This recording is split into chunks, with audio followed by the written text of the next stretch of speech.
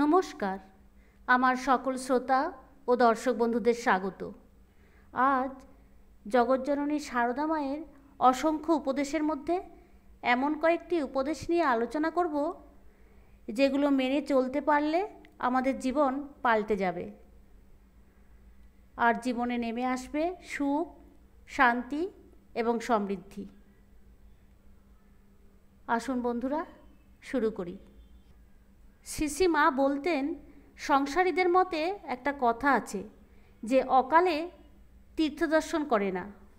দেখো, কালাকালের অপেক্ষা করে পুণ্যকার্য স্থগিত রাখা যায়, কিন্তু কালের অর্থাৎ মৃত্যুর নিকট কালাকালের বিচার নেই। মৃত্যুর যখন অবধারিত কাল নেই, তখন সুযোগ উপস্থিত হলেই কালাকালের অপেক্ষা না করে পুণ্যকার্য করে ফেলা ভালো। 2, মা বলতেন এই 3টি সম্বন্ধে খুব সাবধানে চলতে হয়। প্রথম, নদীর তীরে বাসস্থান। কোন সময় নদী হুশ করে এসে বাসস্থান ভেঙে দিয়ে চলে যাবে। দ্বিতীয়, সাপ দেখলেই খুব সাবধানে থাকতে হয়, কখন এসে কামড়ে দেবে তার ঠিক নেই। তৃতীয়, সাধু, তাদের কোন কথায় বা মনের ভাবে গৃহস্থের অমঙ্গল হবে তা তুমি জানো না। তাদের দেখলে ভক্তি করতে হয়, কোনো জবাব করে অবজ্ঞা দেখানো উচিত নয়।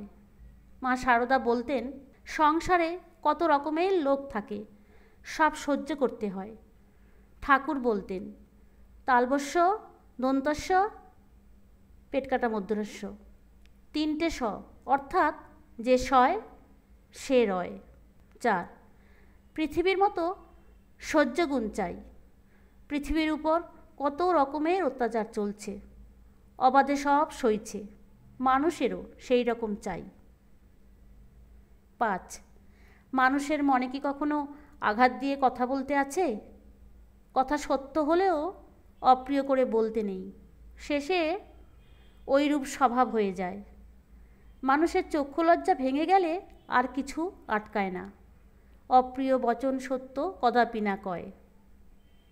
6, বাবা, সহ্য গুণ বড় গুণ, এর চেয়ে বড় গুণ আর নেই। 7, শ্রীমা বলতেন, দয়া যার শরীরে নেই সে কি মানুষ? সে তো পশু। আমি কখনো কখনো দয়ায় আত্মহারা হয়ে যাই, ভুলে যাই যে আমি কে। 7, সংসারে থাকতে গেলে কিভাবে থাকতে হয় জানো? যেখানে যেমন সেখানে তেমন, যখন যেমন তখন তেমন, যাকে যেমন তাকে তেমন। সংসারে কি সুখ আছে? এই আছে, এই নাই। 8, মনের সহায়তারই বেশি দরকার। শুদ্ধ মনই তো মানুষকে পথ দেখিয়ে দেয়। 9, মন না মত্তহস্তি, হাওয়ার সঙ্গে সঙ্গে ছোটে, তাই সৎ সৎ বিচার করে সব দেখতে হয় আর খুব খাটতে হয় ভগবানের জন্য। 10, মা বলতেন, কত সৌভাগ্যে এই জন্ম, খুব করে ভগবানকে ডেকে নাও।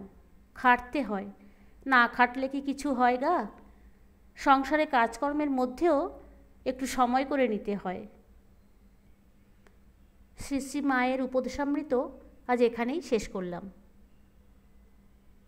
ভিডিওটিতে লাইক, শেয়ার ও সাবস্ক্রাইব করবার অনুরোধ রইল।